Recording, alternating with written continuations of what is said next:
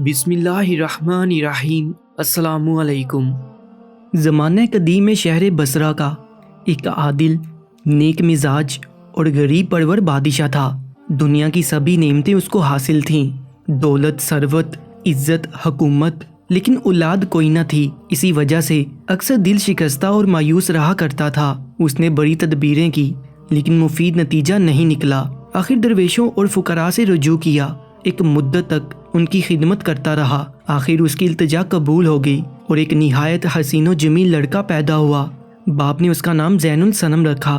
شہزادہ جب تھوڑا بڑا ہوا تو قابل استادوں کے سپرد کر دیا گیا، جو رات دن محنت و مشقت سے اس کی تعلیم و تربیت میں مشغول رہے۔ 15-16 برس کی عمر میں زین الصنم تعلیم حاصل کر کے امور سلطنت میں بادشاہ کی معاونت کرنے لگا۔ اس طرح سال دو سال میں حکومت کے سب امور و اسرار سے واقف ہو گیا۔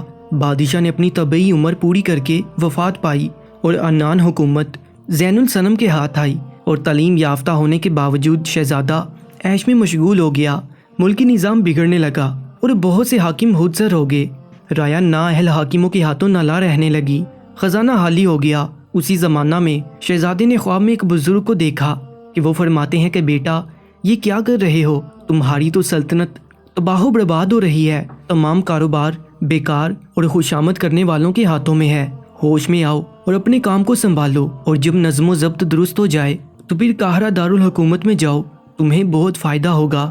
صبح کو شہزادہ بیدار ہوا تو اپنی حرکات پر غور کر کے بہت شرمندہ ہوا اور عہد کر لیا کہ جلد از جلد امور سلطنت کی اصلاح کر دوں گا۔ باپ کے زمانہ کے تجربہ کار افسروں کو ذمہ دار عہدوں پر مقرر کیا۔ نااہل، بے ایمان اور خوش آمدی افسروں کو نکال دیا گیا۔ قابل افسران فوج واپس بلائے، اخراجات کو اعتدال پر لایا۔ سال بھر ہی میں حالات بدلنے لگے۔ جب خزانہ میں کافی روپیہ جمع ہو گیا تو وزیر اعظم سپہ سالار افواج سے مشورہ کر کے نئی سپاہ بھرتی کی اور ان تمام حاکموں کی سرکوبی کا حکم جاری کیا جو خود مختاری کا دعویٰ کرنے لگے تھے۔ دوسرے سال ملک میں امن قائم ہو گیا، سب اضلاع قبضے میں آ گئے اور زین الصنم کو چین کا سانس لینا میسر ہوا۔ انہی دنوں اس نے پھر خواب میں اس بزرگ کو دیکھا۔ فرماتے ہیں کہ تم نے اپنے فرائض بہت اچھی طرح پورے کر دیے، اب قاہرہ جاؤ، تمہیں بہت فائدہ ہوگا اور باقی پریشانیاں بھی رفع ہو جائیں گی۔ ماں نے مشورہ دیا کہ زین الصنم اپنی حکومت کو سنبھالو، یہی کافی ہے، لیکن زین الصنم نہ مانا اور کچھ ملازم ساتھ لے کر قاہرہ روانہ ہو گیا۔ قاہرہ پہنچنے پر ایک مناسب جگہ ٹھہرا اور سوچنے لگا کہ اب کیا کروں۔ پھر خواب میں بزرگ نظر آئے اور کہا، اسی پریشانی میں کامیابی حاصل کرو گے اور پھر بصرہ جاؤ، وہیں تم کو ایک نایاب خزانہ ملے گا۔ جب صبح کو زین الصنم بیدار ہوا تو بڑا حیران ہوا کہ اگر کام بصرہ میں ہی ہوتا تھا تو یہاں بلانے سے کیا فائدہ ہوگا۔ بہرحال مجبوری تھی، بصرہ واپس آ گیا اور ماں سے کل حالات بیان کیے۔ وہ کہنے لگی کہ میں نے شروع ہی میں سمجھایا تھا کہ خواہ کیوں سفر کرتے ہو، عدل و انصاف سے کام کرو، خدا اس میں برکت اور کامیابی عطا کرے گا۔ اسی رات پھر اس نے خواب میں اس بزرگ کو دیکھا۔ وہ کہہ رہے تھے کہ اب تمہارا کامیابی کا وقت آ گیا ہے، اپنے باپ کی خلوت گاہ کی زمین کھودو، موجودہ خزانہ مل جائے گا۔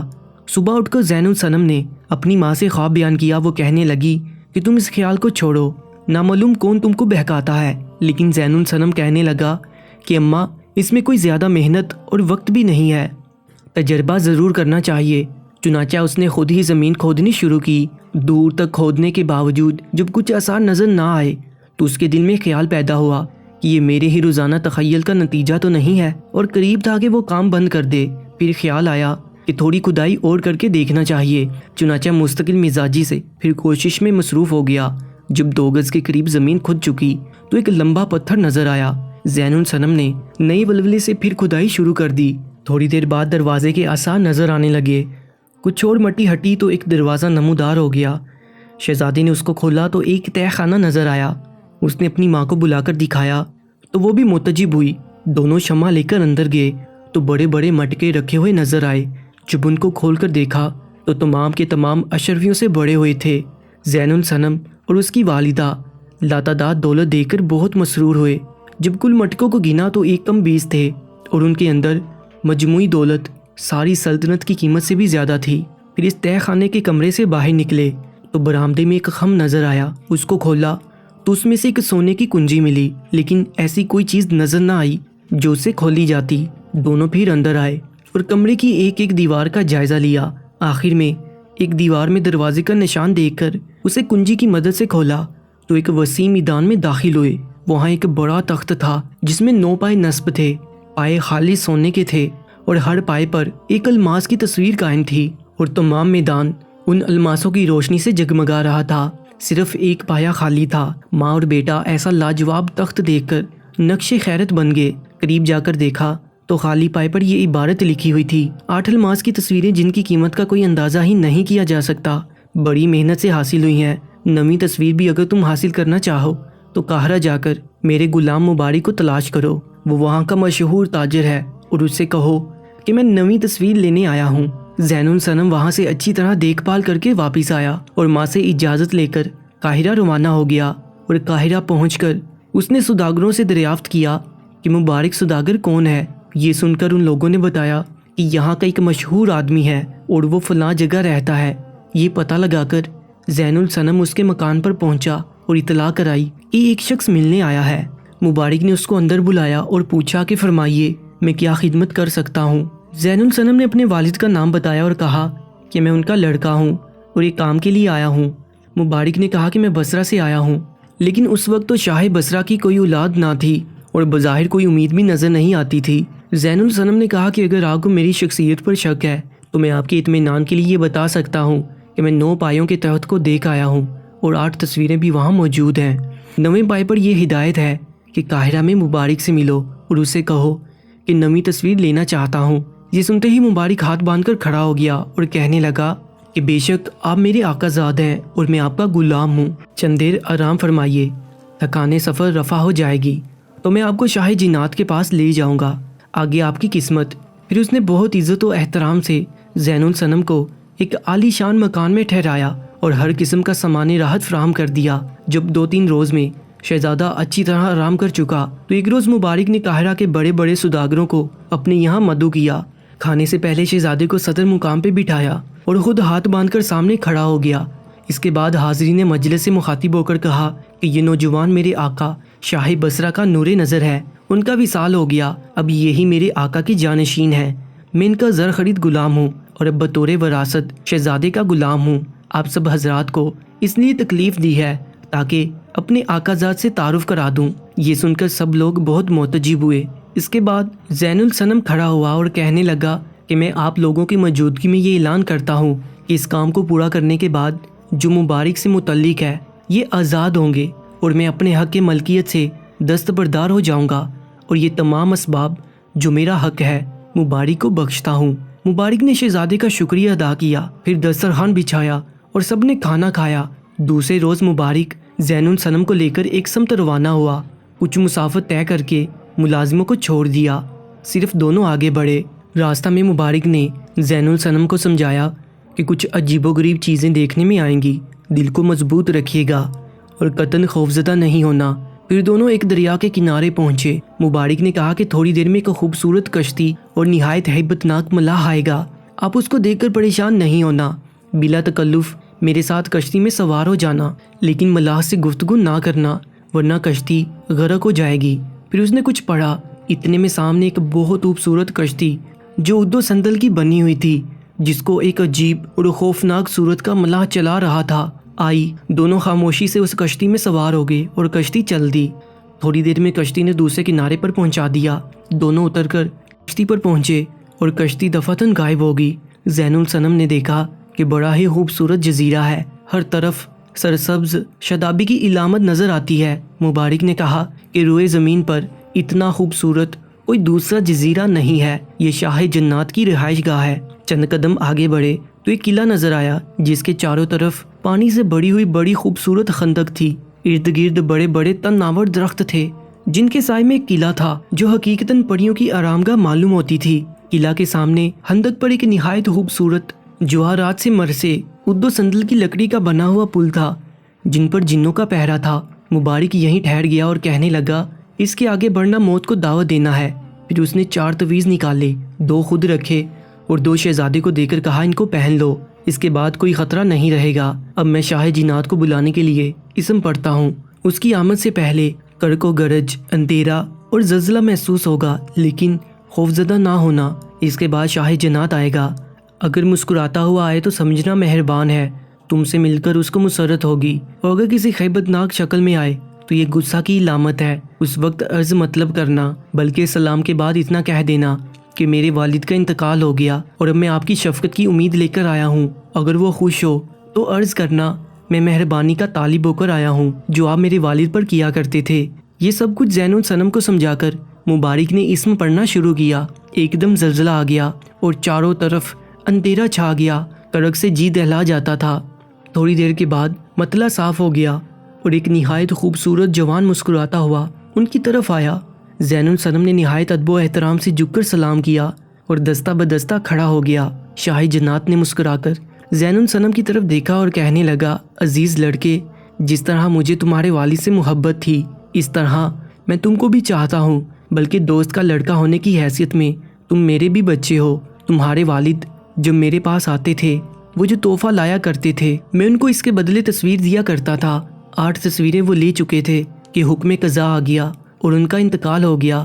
میں نے عہد کر لیا کہ نمی الماس کی تصویر جو سب سے قیمتی ہے تمہیں دوں گا، چنانچہ میں نے بزرگ بن کر تمہاری کوتاہی پر تمہیں متنبہ کیا اور تمہاری استقلال و ہمت کا امتحان لینے کے لیے قاہرہ بلایا اور پھر بصرہ واپس آ گیا، جس سے مجھے اندازہ ہو گیا کہ تم مستقل مزاج ہو۔ اس کے بعد میں نے تمہیں خزانے کا پتہ بتا دیا اور 9ویں پائے پر وہ عبارت بھی لکھ دی جسے دیکھ کر تم میرے پاس آئے ہو۔ میں اپنے عہد پر قائم ہوں اور تمہیں وہ تصویر دوں گا، لیکن شرط یہ ہے کہ ایک انتہائی خوبصورت بے عیب 15 سال کی دوشیزہ میرے پاس لاؤ، لیکن اس کا باطن بھی اتنا ہی حسین ہونا چاہیے جتنا کہ ظاہر ہو، اور جب تم میرے لیے کوئی دوشیزہ منتخب کر چکو تو پھر اس کے متعلق کوئی دوسرا ارادہ نہ کرنا، ورنہ نقصان کے ذمہ دار تم ہوگے۔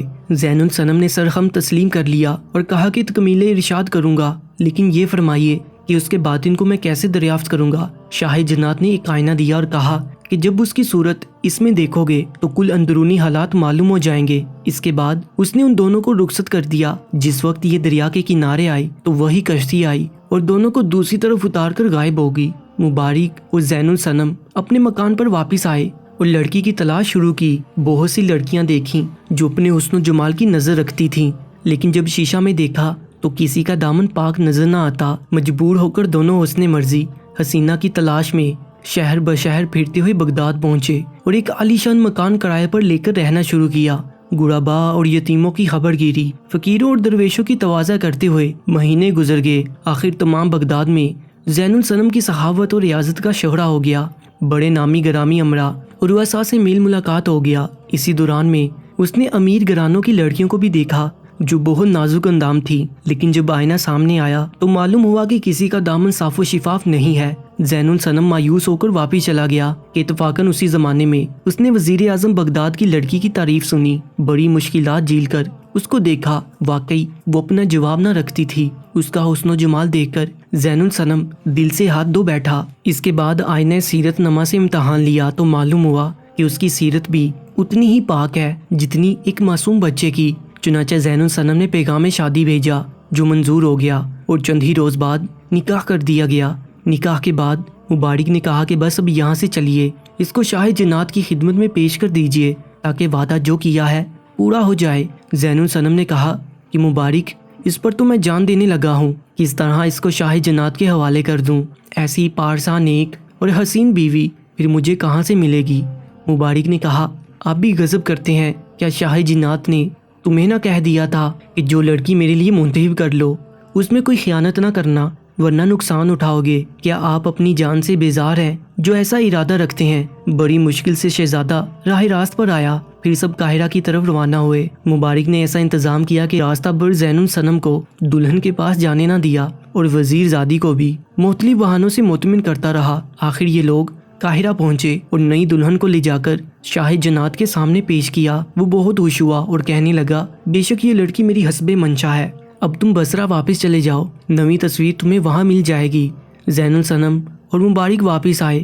مبارک کو قاہرہ میں چھوڑ کر زین الصنم بصرہ روانہ ہو گیا، لیکن رستے بھر وزیر زادی کا تصور آتا رہا اور وہ اپنے آپ کو ملامت کرتا رہا۔ ایک الماس کے بدلے تو نے ایسی حسین اور پاک لڑکی جو تیری بیوی بن چکی تھی کھو دی۔ بہرحال جوتو کر کے اپنے ملک پہنچا اور والدہ سے مل کر کل واقعات سنائے، لیکن زین الصنم کو دلہن کی جدائی کا اتنا صدمہ ہوا کہ تصویر حاصل کرنے کی کوئی خوشی باقی نہ رہی، چنانچہ وہ کئی روز تک تہہ خانہ میں بھی نہیں گیا۔ ایک روز شب کو اس نے شاہ جنات کو خواب میں دیکھا۔ وہ اصرار کرتا رہا کہ صبح کو تہہ خانے میں جا کر تصویر کو ضرور دیکھو، تمہیں خوشی ہوگی۔ دوسرے روز بیدار ہو کر شہزادہ والدہ کے پاس بادل ناخواستہ تہہ خانے میں گیا۔ جو وہ تخت کے پاس پہنچا تو دیکھا کہ نویں تصویر کی جگہ اس کی دلہن بیٹھی ہے۔ شہزادہ بے اختیار دوڑ کر اس سے لپٹ گیا اور دیر تک اسے سینے سے لگائے رکھا، گویا اس کو خطرہ تھا کہیں یہ پھر جدا نہ ہو جائے۔